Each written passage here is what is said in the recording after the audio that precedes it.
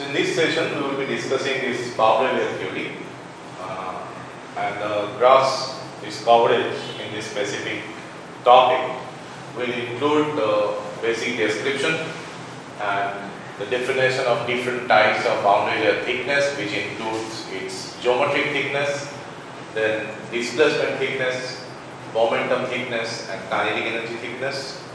And next we will have the idea of the rigorous Placier solution of boundary layer equations, and that's an outcome of this continuity equation and the Navier-Stokes equation, and that we will discuss the overall structure of the solution. Definitely we will not go into the details. And next, the alternative approach, that is the von Karman momentum integral equation. This will be followed by the topics like boundary layer separations and all. Okay. So to start with, again, let's first discuss what is boundary layer.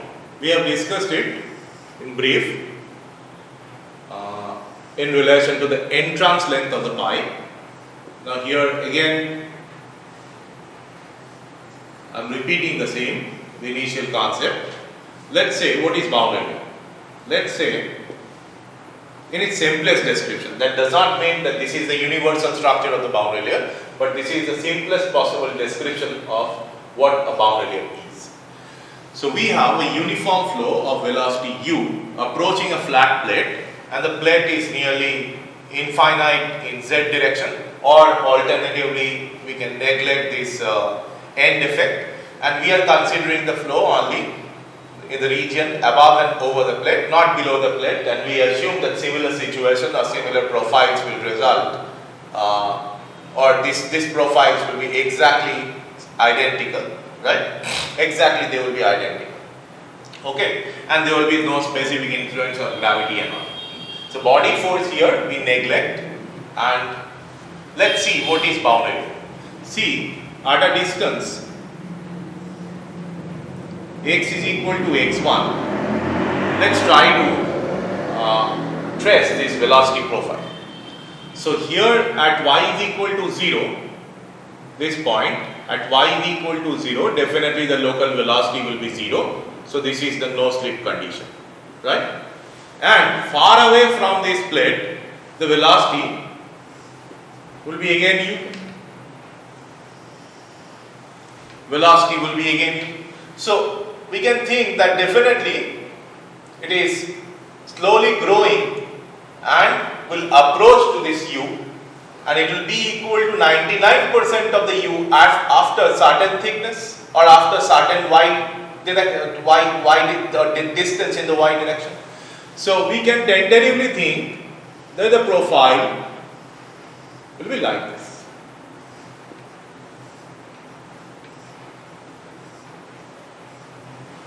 And up to this point, this is delta 1. Now let's consider the same profile at a distance x2 from the leading edge of the plate, where x2 is higher than x1. So again, we can think similar profile, right? We can think it's to be of similar profile. However, this corresponding value of delta will be increasing, right? Why it will increase? That is to be justified. So let's say this is delta 2 at x is equal to x2. So delta 2 is higher than delta 1. So what is the reason? Reason is that here, see, if I say what is the kinetic energy, average kinetic energy, in say this is 0.0, this is 1 and this is 2, right? So at 0, 0.0, the kinetic energy per unit volume will be this. So at 0.1, the kinetic energy we can write that it is this. right? Or u bar 1, where u bar 1 is some kind of average velocity up to a tangible thickness above and over this delta. Let's say we are doing it up to certain point, and this specific boundary includes the region where locally small u is equal to capital U. So up to this region, if I average it out, what you can write that this is u1 bar and u1 bar is less than capital U. Now at point 2, it will be half of rho u2 bar square, right? And let u2 bar is lower than u1 bar, that is, obviously we can understand that if this happens, delta 2 is higher than delta 1, right? Because higher region will be depleted with kinetic energy. Why? Because here, if I take this equivalent region where this local velocity is lower than this free stream velocity, it is approximately this region. Here the region size, the identical region size increases, right? So as the region size increases and we are taking the average, so you can understand that here the average velocity will be lower than the average velocity here, which is still lower than the average velocity of the free stream flow. So delta 2 is higher, we are assuming it. Delta 2 we are assuming it to be higher than delta 1, and this is quite justified because the kinetic energy must progressively decrease as the fluid has to overcome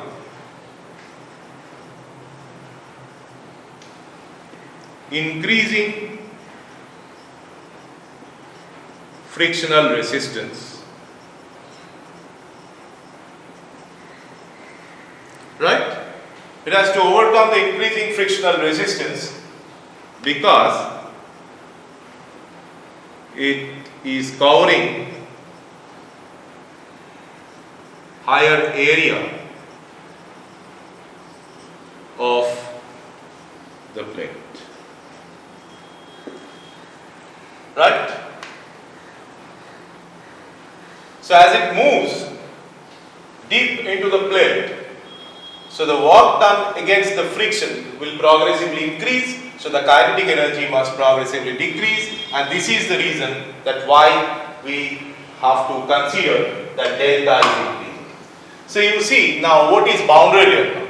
So if I just connect these points where small u is locally equal to capital U, then we'll get something like this, and this is called boundary layer.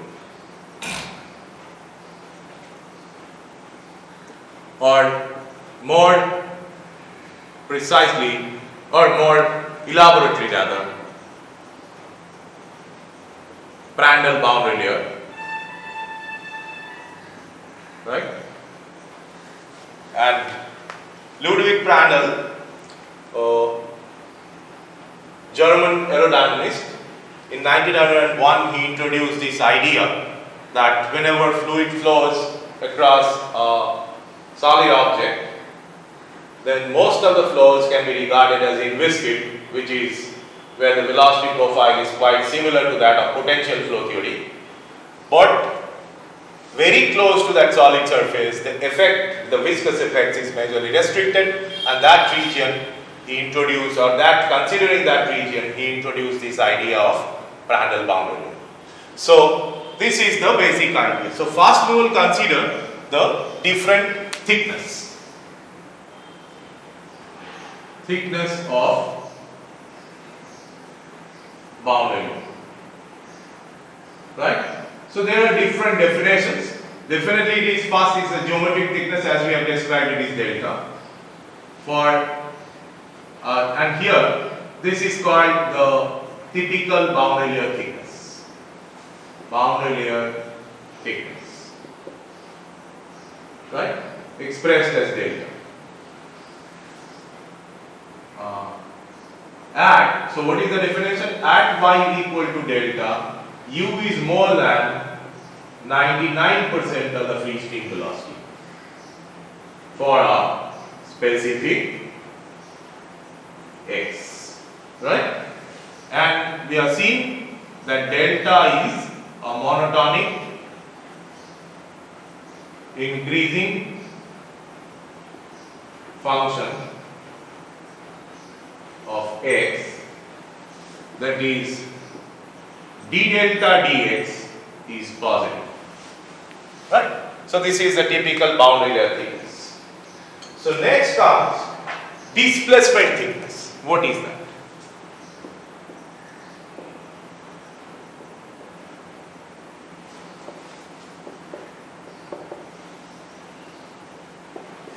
Delta star. See, if this is the boundary layer, there is a reduction of the mass flow rate compared to that of free stream velocity. And what is that reduction in the mass flow rate? We can write that this is 0 to infinity capital U minus small u into W dy, where W is the width, right, into maybe rho. Okay. So delta m dot, that is the reduction in mass flow rate or in m dot relative to uniform flow is this, right? And we are equating this reduction to be equal to a definite thickness of uniform flow. We are equating it, this definition here, right? So we are equating it to a definite thickness of the uniform flow, delta star, which has got the same mass flow rate as that of the reduction. Try to understand this. Once again, I am repeating it. Here we will be having a reduction of this mass flow rate because of the boundary layer or because of the plate fundamentally, right? So we have calculated the drop in the mass flow rate relative to that of uniform flow. Now that reduction of mass flow rate, we are considering it to be equal to the mass flow rate of the uniform flow over a thickness delta star, and this delta star is referred as displacement thickness of this boundary layer. So here what will be the case? It will be rho into W into delta star into capital U. So essentially we will get that delta star is equal to 0 to infinity 1 minus small u by capital U dy. So this is the definition of displacement thickness, right? This is the definition of displacement thickness. Next it comes to the momentum thickness. The idea remains the same, but here the quantity which we will consider, that how much it is being reduced, is the momentum. So next is momentum thickness. So what is that? Represented as theta. So you see, what is the reduction in the momentum flow? This is equal to 0 to infinity rho into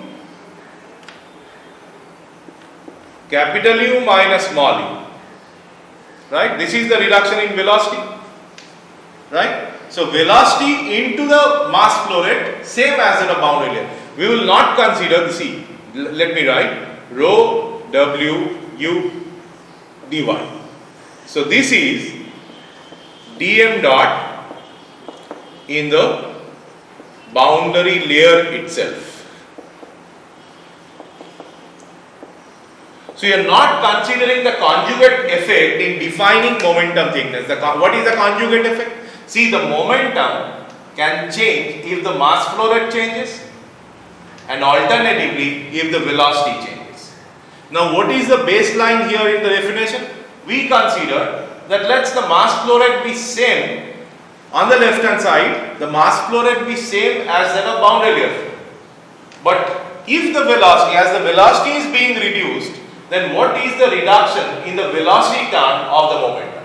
So this reduction is the velocity term of momentum and how much it is reducing the momentum flow rate. So this is basically definition. There is no, you cannot say that actually the momentum flow, it's correct that actually the momentum flow is being contributed by this also, right, because the mass flow rate is changing.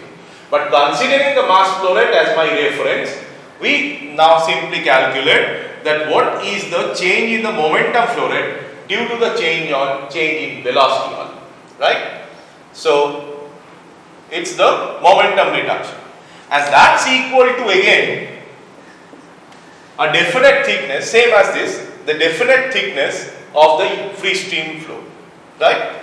So that thickness, if it is theta, and the respective energy or respective velocity is u, and the mass flow rate is, or the mass flow rate here we can write that u into rho into w into theta into capital U, right? There is the mass flow rate, there is the velocity. So overall it is the momentum of the specific section for this free stream flow, and which is being equated to that reduction of momentum because of the boundary layer, considering the mass flow rate as the reference. So obviously we get that theta is equal to 0 to infinity u by capital U within bracket 1 minus u by capital U dy.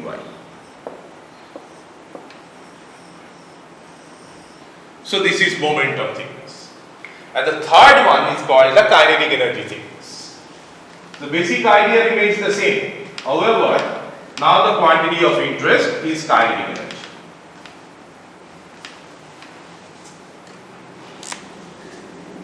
So now it is kinetic energy thickness. So it is delta double star. So because of this, the reduction in the kinetic energy flow rate, or rather we can write this Ek dot. This is equal to 0 to infinity capital of U square by 2 minus small u square by 2, and again the mass flow rate will be the basic reference. So it is rho into small u into w into dy, right? Just same as the rough momentum. Here this dm dot in the boundary layer itself, right? So in both cases we are considering only the velocity is effect of kinetic energy that we are calculating, and this is equal to the kinetic energy flow through a definite thickness in this free stream velocity or free stream flow, and that will be capital U square by 2 into rho into w into this capital U into delta double star, right? So what we will get, that delta double star is equal to 0 to infinity u by capital U 1 minus small u square by capital U square dy. So this is the formal definition of three thickness: this displacement thickness, momentum thickness, and kinetic energy thickness. So with that basic understanding of different thickness definitions of associated to this boundary layer, let's now proceed to the Blasius solution.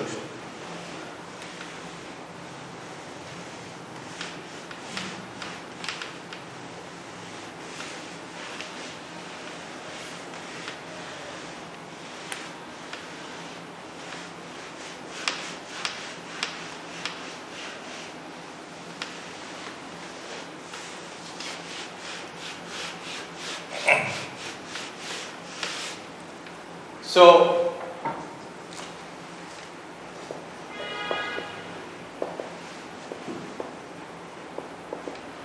solution of Prandtl boundary.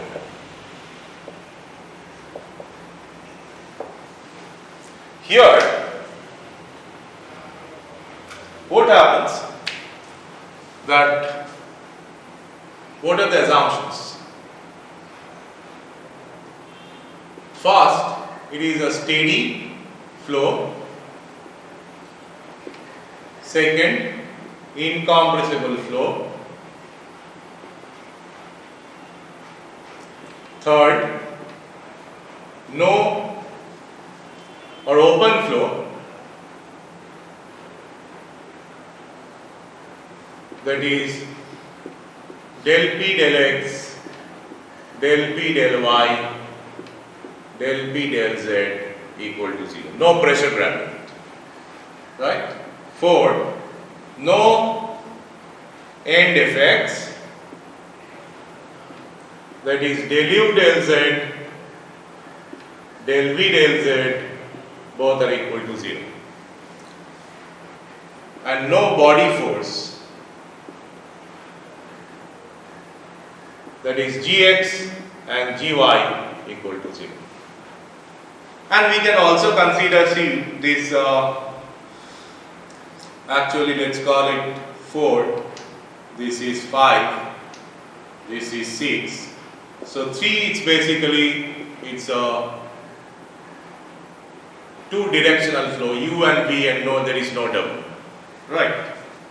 U, V and no W is present. So what are the governing equations?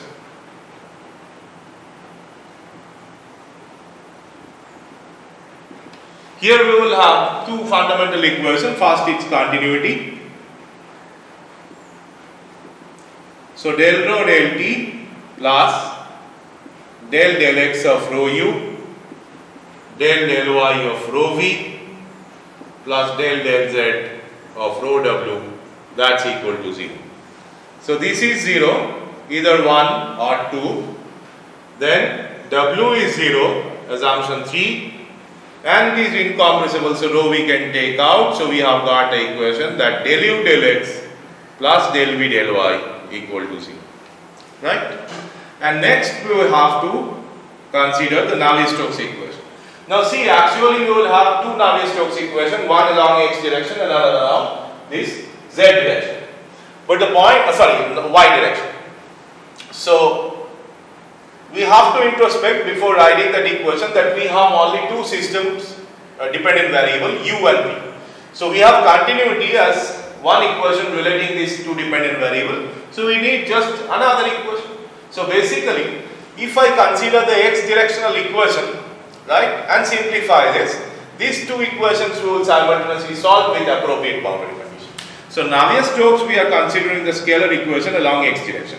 So what is that form? Rho into del U del T, U del U del X, V del U del Y plus W del U del Z is equal to minus of del P del X plus rho Gx plus mu del square U del X square, del square U del Y square, del square U del Z square. Obviously the fluid is Newtonian, that is not an assumption, it is a case.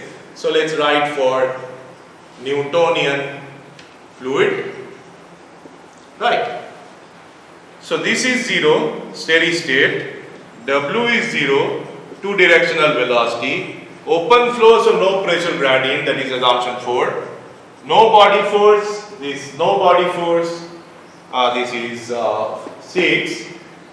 Right. And del U del Z equal to 0, no end effect, that is assumption 5.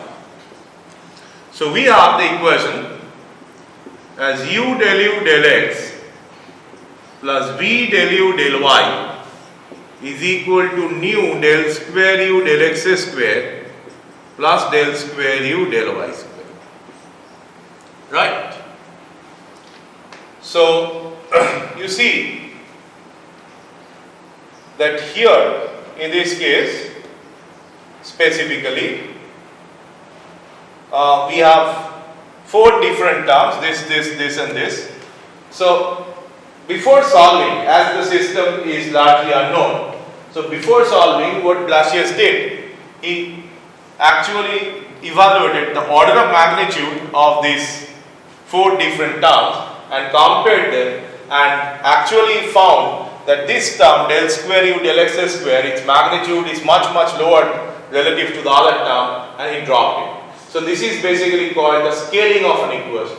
So we have, see, from a physical standpoint we may formulate an equation, but if you look into that situation, and introspect the order of magnitudes of the individual term, then we can further simplify that equation. So let's go for an order analysis.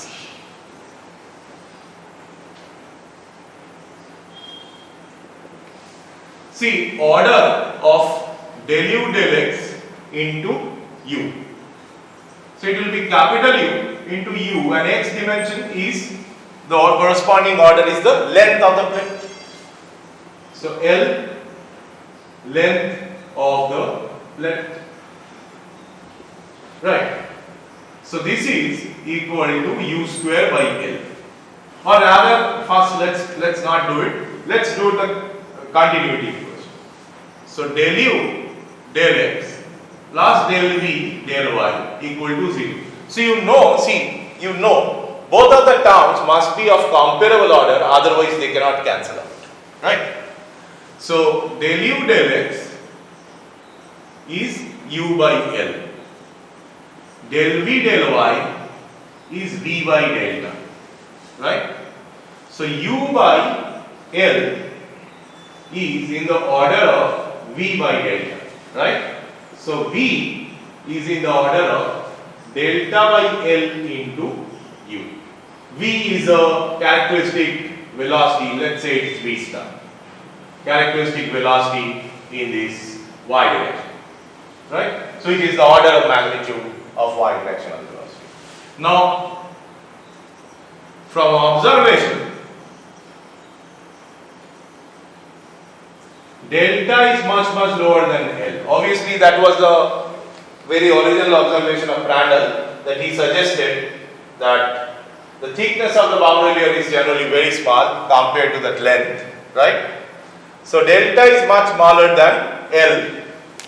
So we have V star much smaller than U. Okay? So this is our general inference. Let's now go for Navier-Stokes equation terms. So order of, or rather directly if I write the approximate magnitude, u del x is equal to u square by L, u1 into u by L. Then v del u del y.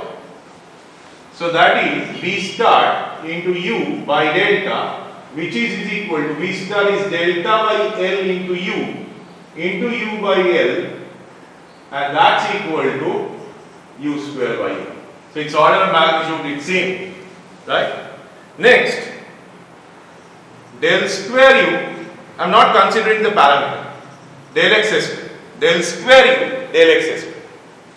So this will be, and actually what we are doing, we are comparing these two terms and also we are comparing these two terms. This term into nu, we are not comparing it on this, right? So these two terms will be compared, this two terms will be compared. So you have seen that this, we cannot drop any one of the terms because they have the same order of magnitude.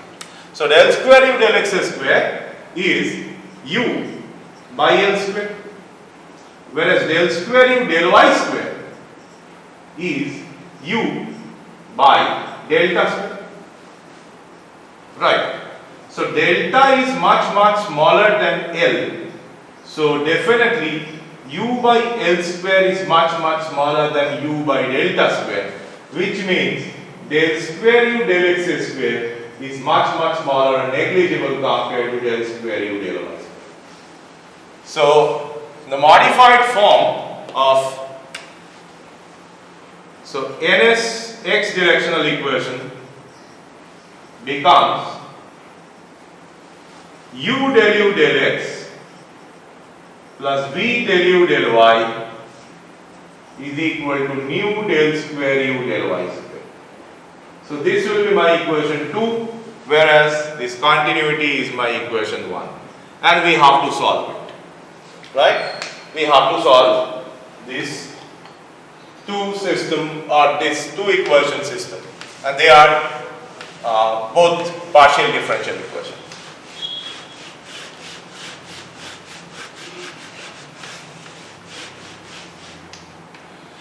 So now you see that we have the final equations. as del u del x plus del v del y equal to 0. U del u del x plus v del u del y is equal to nu del square u del y square. So what are the boundary conditions? Y is equal to 0. You see that it is both no slip u and v is equal to 0, and y tending to infinity, u is equal to capital U, del u del y is equal to 0, and definitely v will be equal to 0, but that will not be used. Right? U is equal to capital U and del u del y equal to 0. You see that equation is second order in terms of y, right? And in terms of this u, del square u del y square is the second order term. So you need this both the boundary condition at y equal to 0 and y equal to infinity, and even if you don't specify what is the v, it will work because the v is del v del y, it's a first order term. So this equation, now you see that we have to use one of the concept that it is basically a two-dimensional incompressible fluid. It is 2D incompressible fluid. Right? So obviously the idea is use stream function, because the stream function definition is valid for 2D incompressible fluid. So if I use stream function, actually we can drop the continuity equation. We can simply drop the continuity equation. Okay? So what is the stream function if I use? So we have to solve this del xi, del y, then del square xi, del x del y, minus del xi del x into del square xi, this will be this del y square, is equal to nu, this will be del xi del y, so del cube xi del y cube, right? So this is the typical form in terms of stream function, right? Now you see, for solving PD we will also elaborate this, that for solving PD standard technique, definitely it is analytical solution. There are two different approaches. One is the separation of variables, we will discuss it later, and another is called the similarity solution technique. Right? So what is when the similarity solution technique is applicable? If the profile of dependent variable with respect to one independent variable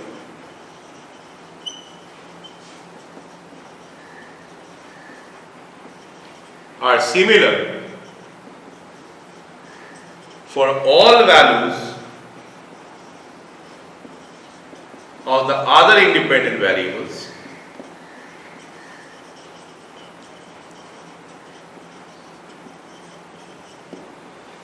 then we can apply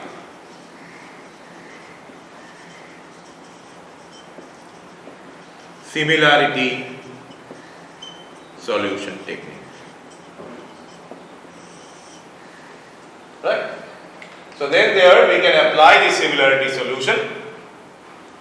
Okay. So basically here you see uy for different x are all similar.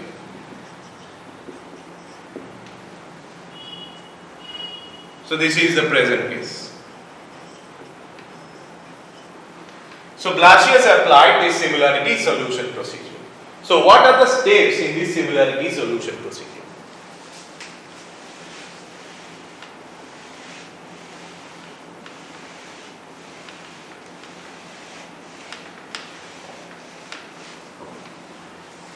Generally, see here what is the structure?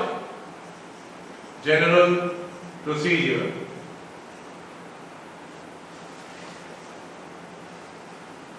To solve a PDE according to similarity solution technique. What is that? Here this we can solve according to similarity solution technique. Now what is the similarity solution technique? Let the equation f, what is that? Del xi del x, del xi del y, then other derivatives and all, xi may be present, x, y, etc., etc., x equal to 0, right? So that is the general equation. Introduce a dimensionless independent variable eta such that eta be a function of both x and y. Right? Combine the independent variable into a dimensionless form. Next, rewrite the PDE in terms of eta upon introducing a dimensionless dependent variable.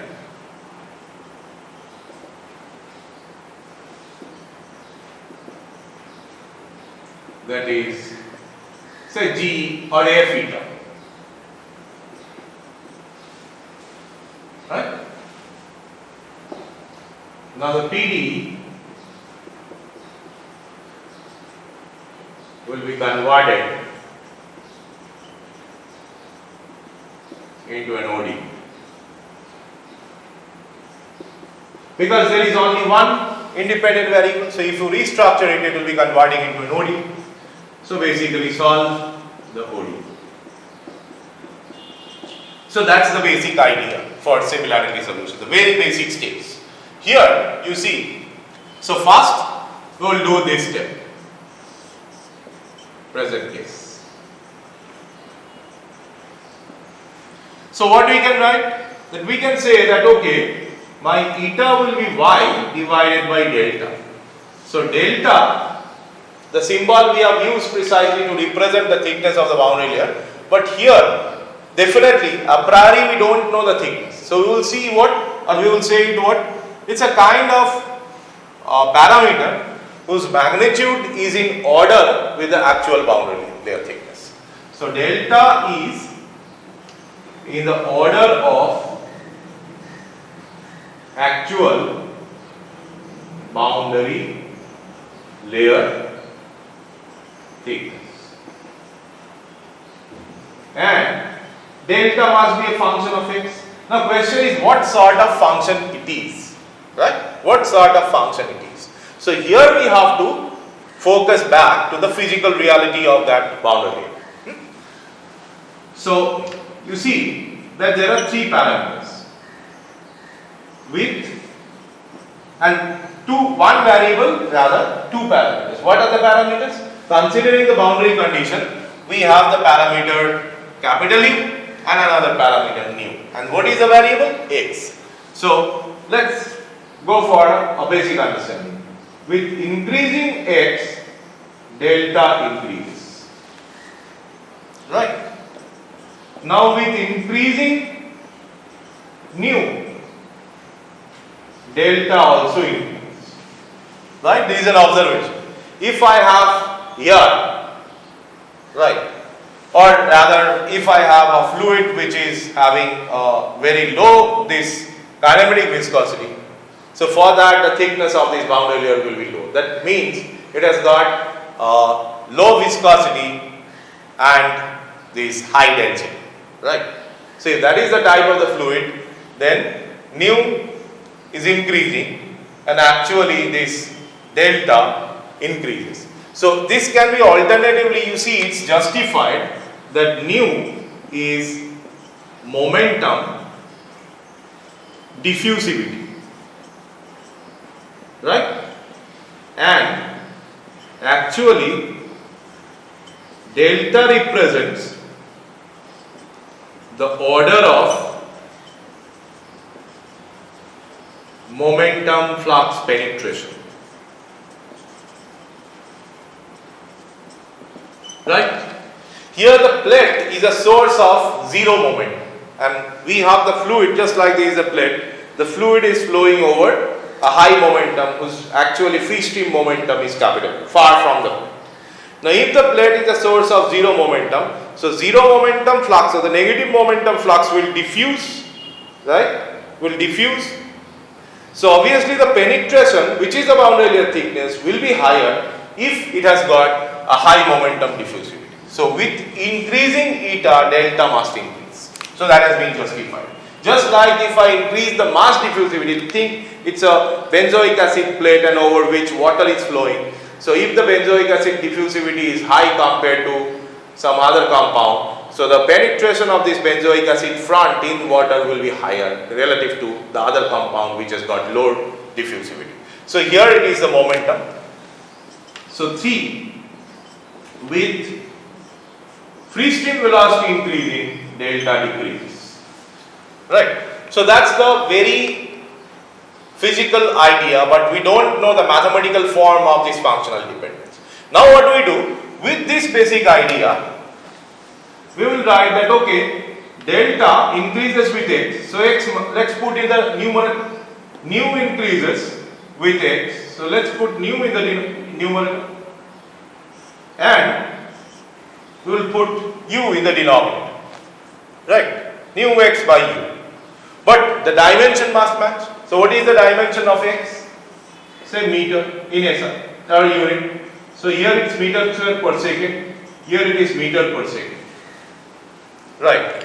So overall it has got a unit of meter square, but delta should have a unit of meter. So we put a under root sign. So delta becomes a parameter which tentatively is in the order of boundary layer thickness. So we define finally the eta, which is y divided by nu x by u, right? So it is y into u divided by mu x. So that is eta. Okay? So eta definition is foolproof. Now we have to erase this equation. Now you see,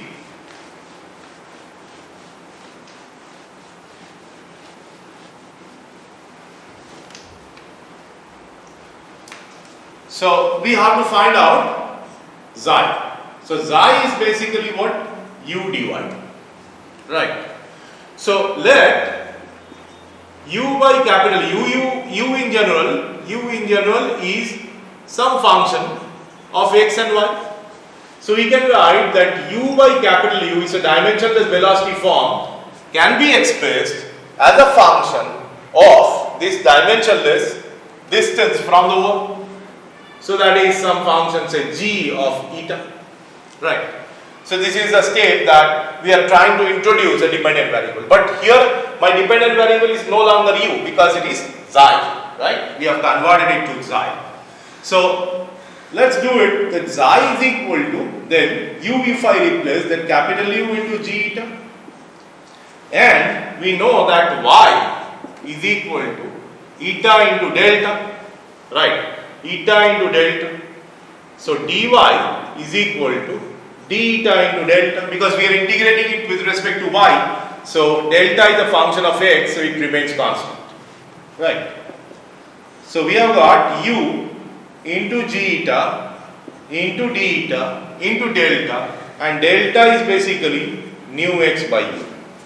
So we can write that xi divided by here u, this under root, so nu x u is g eta d eta, so let's call it f eta. So my dimensionless dependent variable is ready in terms of psi, right? So we have to rewrite the entire equation in terms of f and eta. So what we will do? Definitely the terms present in this Navier-Stokes u del u del x plus v del u del y is equal to nu del square u del y square, right? So you see it is del xi del y, so you can write it as del xi del eta del y. So it is del xi, and xi is what? Del xi of nu xu into f eta into this del xi del y is basically delta. So this we are taking the derivative.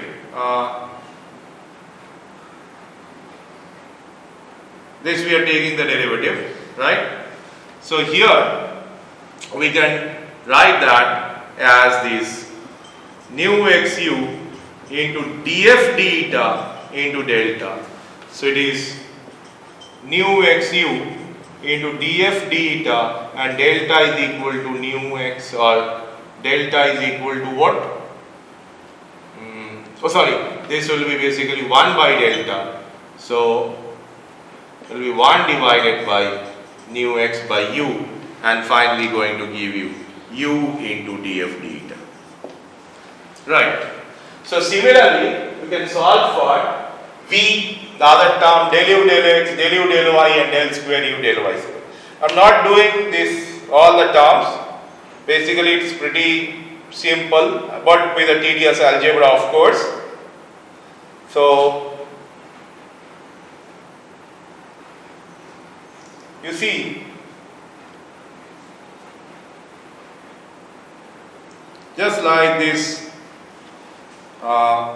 v will be, let's write it. So it is del xi del x. So it will be del x of this into f eta, right?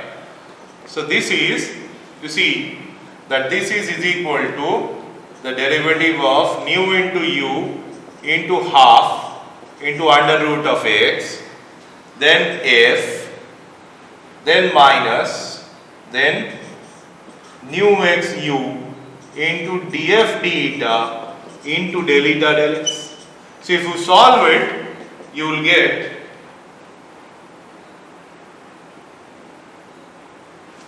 like half into under root nu u by x eta into df d eta minus f, something like that. So similarly you can get the expressions. I am not writing it. Similarly you can get the expressions of all the terms like del u del x, del u del y, and finally del square u del y square. So if you substituted all the expressions in terms of this f and eta, I will have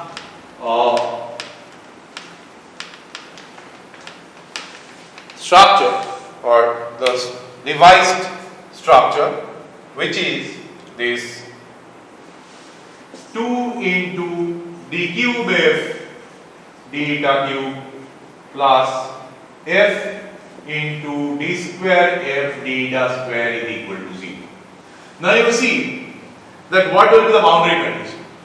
Y is equal to 0 means eta is equal to 0. Now at eta, whenever eta is equal to 0, you see that u and v both 0. So u0 means df d eta 0, v0 means this bracketed term is 0, but already df d eta 0, so f is also equal to 0, right? So u0, u is 0 means df d eta 0, v0 means as df d eta is 0, f must be equal to 0. So it is this f is equal to df d eta, both are equal to 0, and eta tending to 1, right, or sorry, eta tending to this infinity, not 1, eta tending to infinity, this u is equal to capital U, so that means df d eta is equal to 1. So df d eta will be equal to 1, right? So with that, definitely it is not possible to solve analytically because it's a nonlinear equation. F into d square f d eta square is a nonlinear term. So here we have to solve it, and we will get that the solution is numerical solution.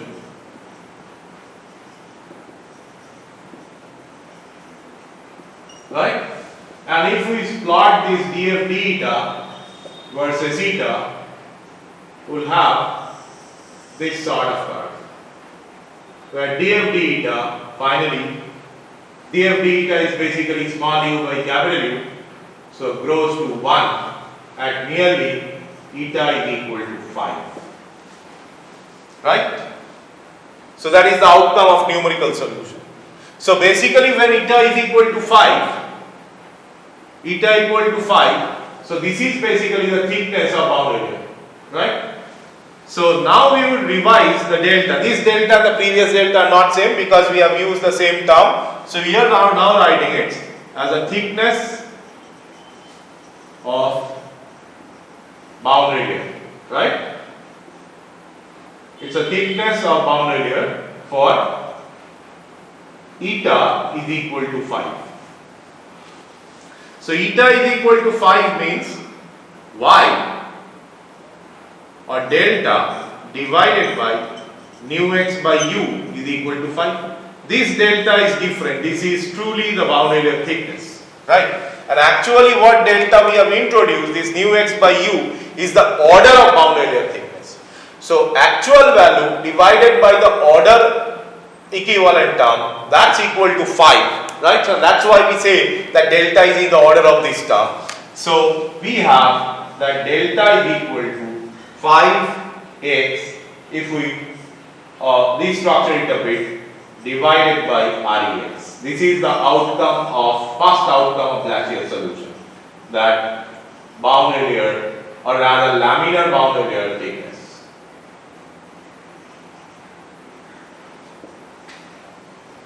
Right? So you see that delta is proportional to under root of x for laminar boundary layer.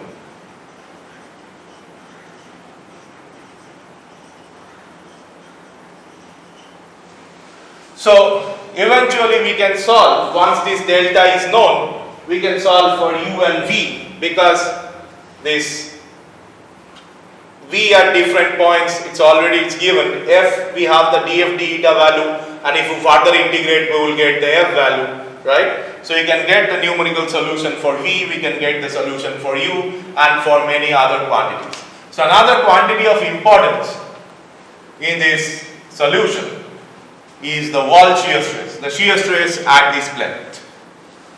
So you see the shear stress at this plate can also be solved by Blassius equation, because tau w is equal to mu into del u del y at y is equal to 0, and they have represented it in the form of some dimensionless coefficient, which is tau w divided by half of rho into u square, right? So this is called skin friction coefficient, right?